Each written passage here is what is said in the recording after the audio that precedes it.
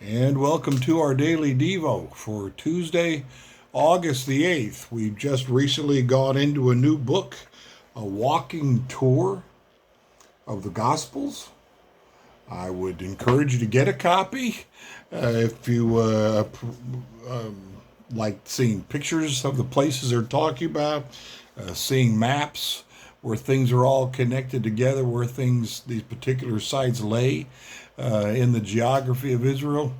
And there are extra things here that we're not reading because it's more intended for a personal Bible study as opposed to group things.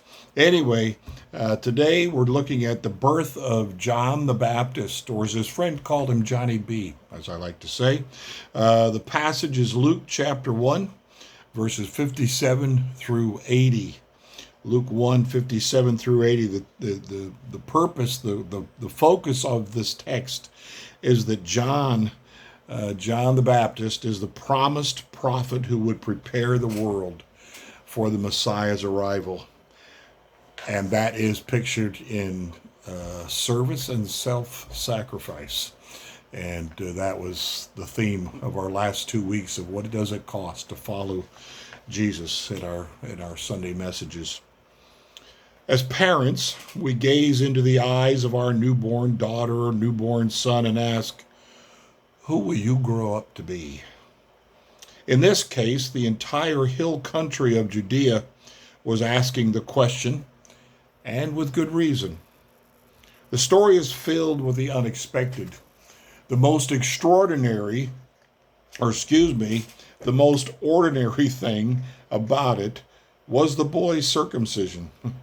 This was what Jewish parents did for their sons on the 8th day according to the Lord's command in Genesis 17, verses 9 through 14. But everything else about it was out of the ordinary, starting with the fact that Elizabeth had given birth.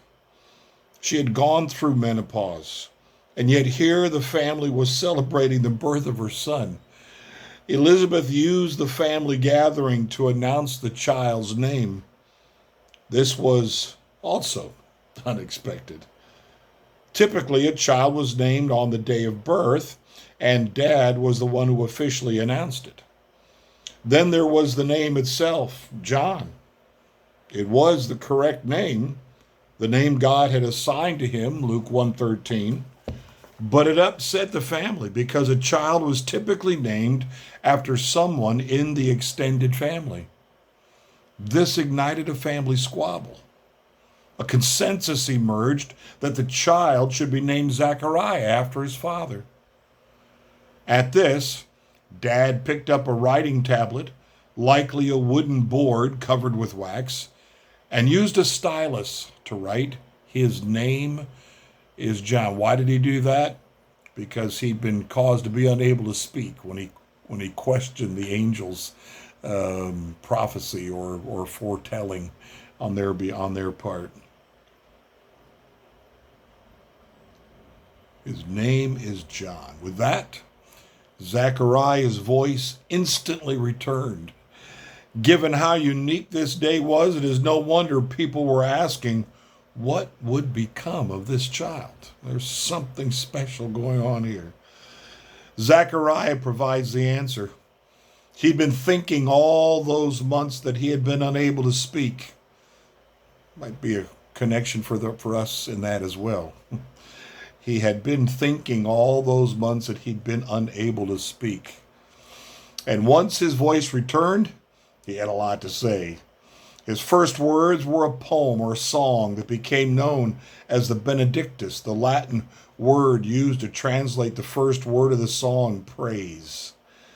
Zechariah praised the Lord for advancing the plan of salvation given to Abraham, a plan that promised to deliver precious cargo, the forgiveness of sins. Luke 1, 68 through 75.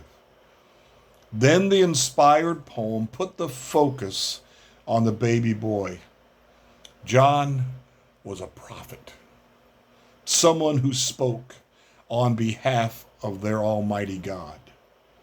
And more than that, he was the promised prophet who would prepare Israel to meet the promised Messiah, verses 76 to 79. This is what would become of him. This was his calling. This was his purpose. This was God at work fulfilling the prophecies that had been made in the Old Testament.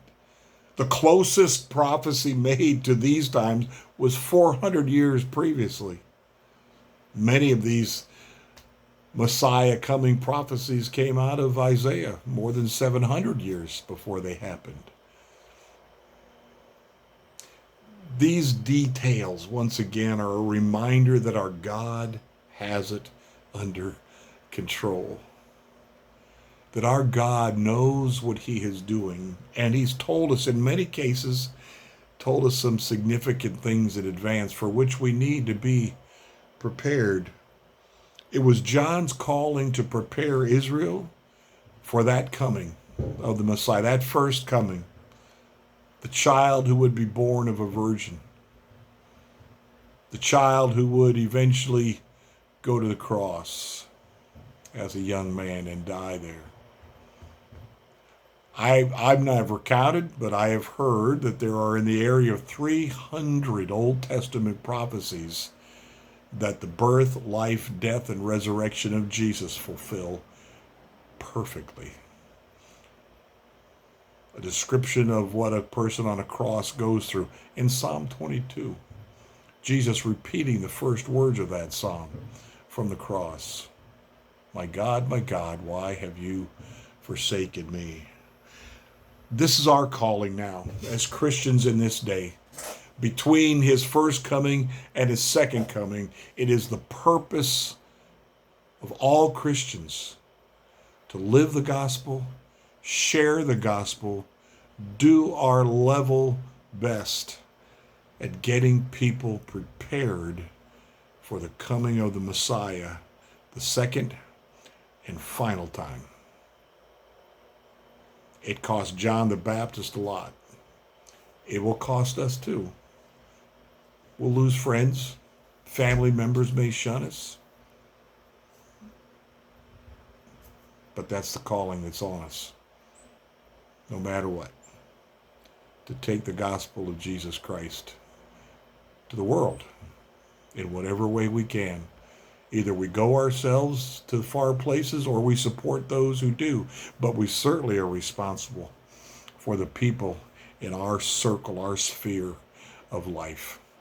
Blessings to you today, and as you think of a call like this, don't see it as a scary thing. See it as an eternal opportunity. Blessings.